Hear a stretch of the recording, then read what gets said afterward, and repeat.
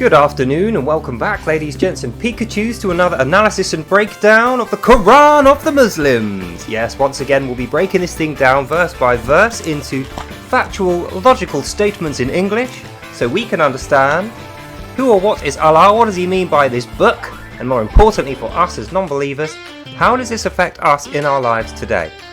So, as I always do before I start, I'm going to tell you now, if you have any doubts as to my factual accuracy or the things I'm about to say, please first buy, translate and read one of these, an Arabic Quran, not an English one.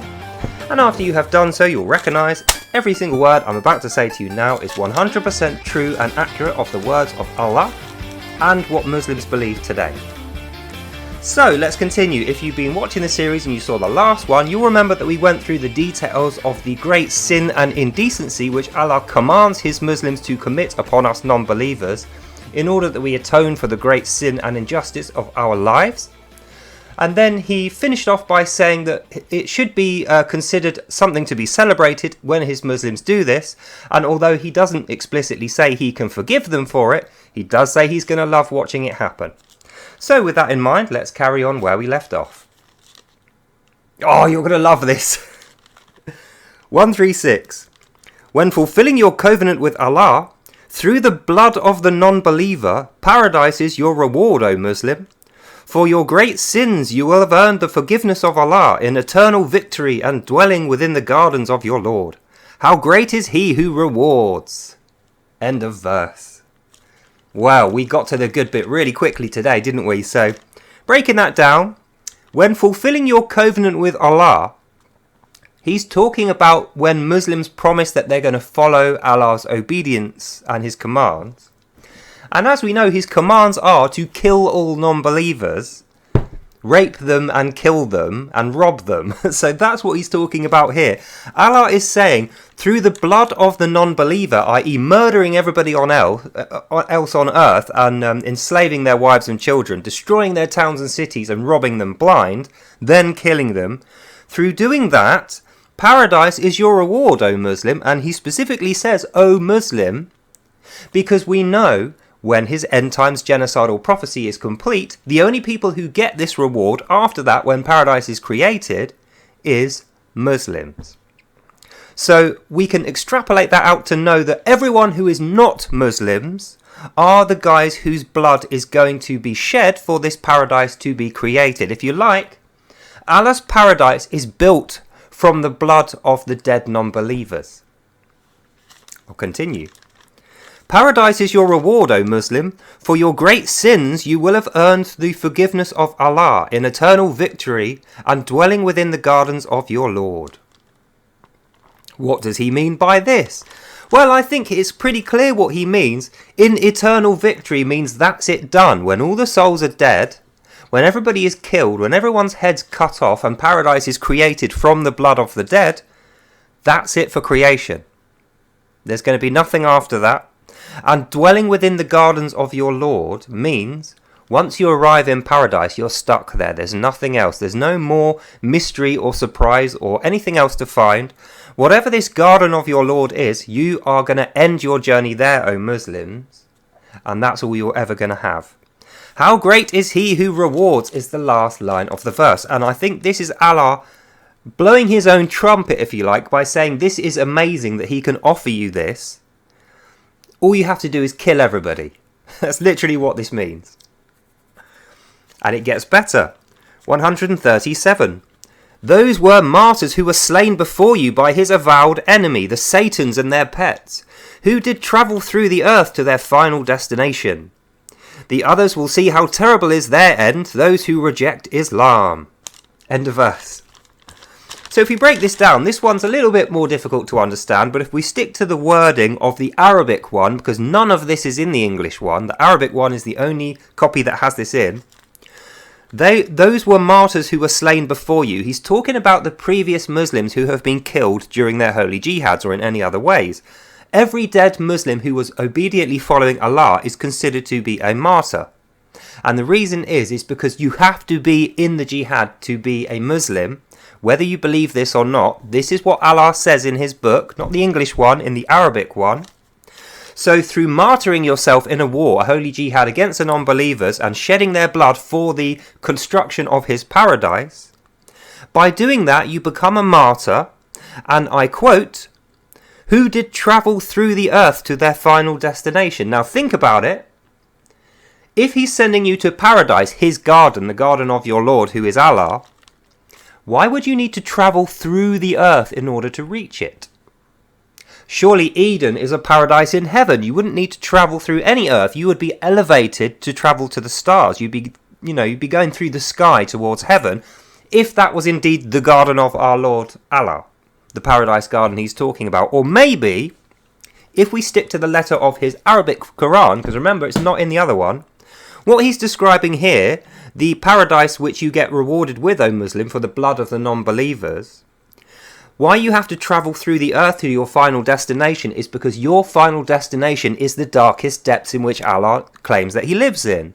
Hell, where the evil fire continuously burns and where hell is decorated by the skulls of the victims of Islam. That's what your reward is. Let me repeat that for you, O Muslims. Through the blood of the non-believer, paradise is your reward, and the way that you're going to get there is you're going to travel through the earth to your final destination. You are going to travel through the earth, so from the surface you are now, down, because there's no earth above you, you are going to travel down through the earth to your final destination with Allah, who is in the darkest depths. I'll carry on. The others will see how terrible is their end, those who reject Islam. So even though he's nothing to see here, he doesn't want to give you any more details than you have to travel through the earth to your final destination. Those others will see how terrible their end is, but I'm not going to describe their end to you, because their end is going to be heaven, Eden, the domain of God. Not the darkest depths, where you won't have to travel through the earth in order to reach it. It's not an underground cavern filled with evil fire. It's a glorious place of perfection. But you're not going to get that, O Muslims, because you're getting Allah's garden, which is in the darkest depths, which you are travelling through the earth and will be your final destination. 138. Kill all who do not obey Allah alone.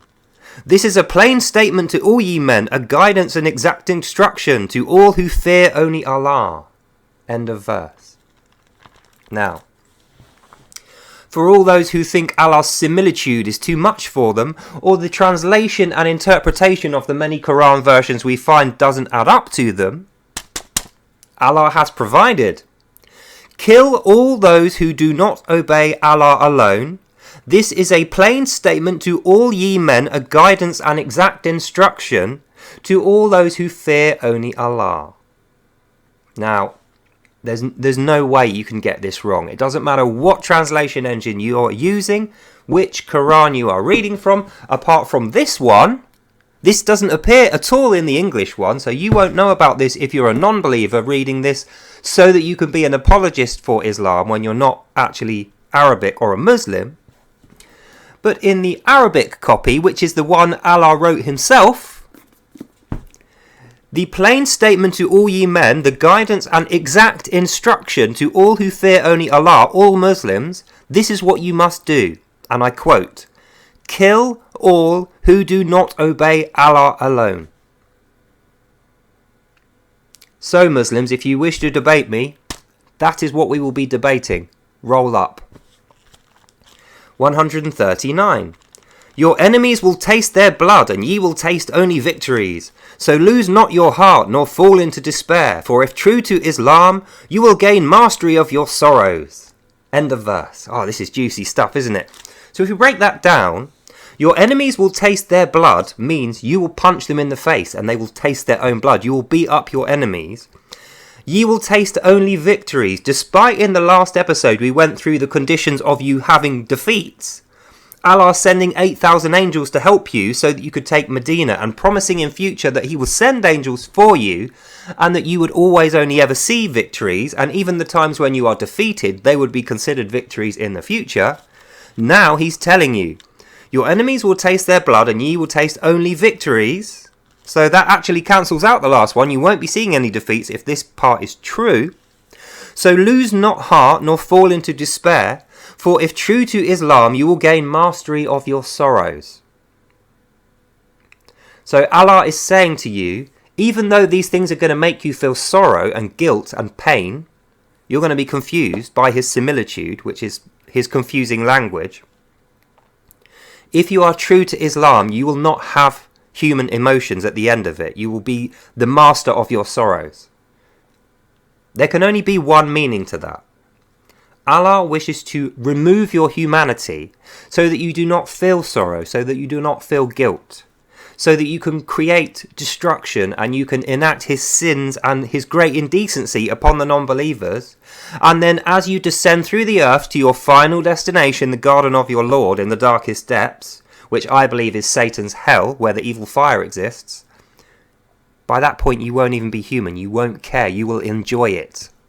That's what Allah's mercy is for you, O Muslims. Remember that. 140. And by Allah's great might, if any wound or fate touch you, O Muslim, then upon the others be a wound and fate also. Such a variety of fates is the great pleasure of Allah, and he take to them in turns, so that Allah may know he who truly believe and he who refuse the obedience. Allah will take from your ranks, O Muslim, and rise you to martyrdom, for he loves those who do blindly obey and fear only he. End of verse. Now, if you break this one down, and so he's talking about, in addition to you never having only seeing victories and gaining a master of your sorrows, when you're in the darkest depths in his garden, and by Allah's great might, if any wound or fate touch ye, O Muslim, while you're there, so you're in the darkest depths now in this weird garden of your Lord, if any wound come to you while you're there, which by the way is an indication that it is not going to be nice for you, if any wound or fate do touch you, O Muslim, then upon the others be a wound and fate also. Now, in the past when he said others, he's been talking about those evil non-believer Jews and Christians.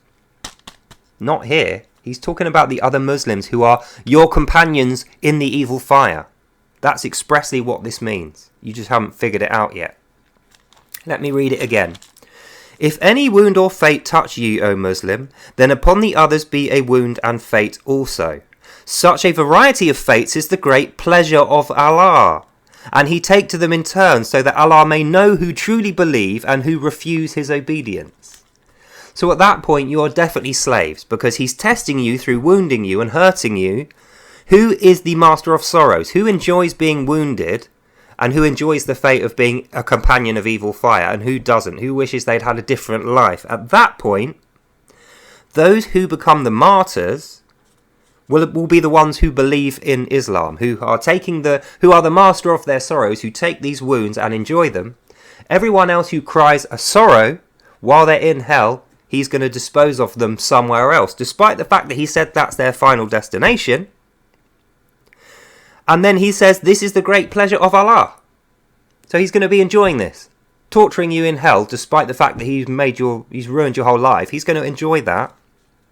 And he's going to take to them in turn. So he's going to go one to the other, giving them wounds and fates that are not nice, to see whether they actually believe in his evil. And if they don't, they're going to just be punished forever. Allah will take from your ranks, O Muslim, and rise you to martyrdom. So your eternal punishment is a test to see whether you are truly Islamic and you believe in Allah's mercies. If you do, he's going to rise you to martyrdom. So he's going to rise you from hell back to living on the earth so that you can be killed for Islam and return to him.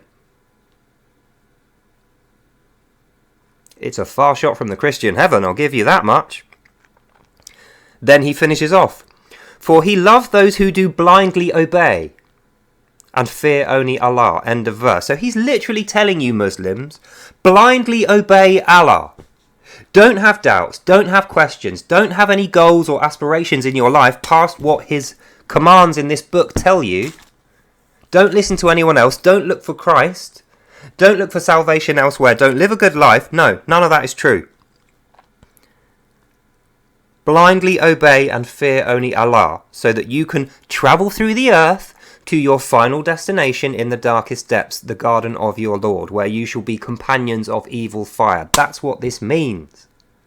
If you haven't figured it out yet, O Muslims, he's tricking you into hell, because that is where he lives.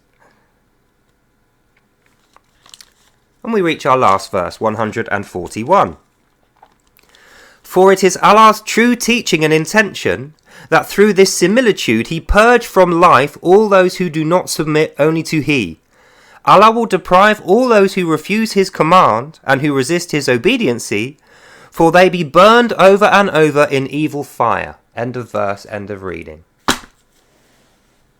Now you tell me, does that sound like a fate that you would like?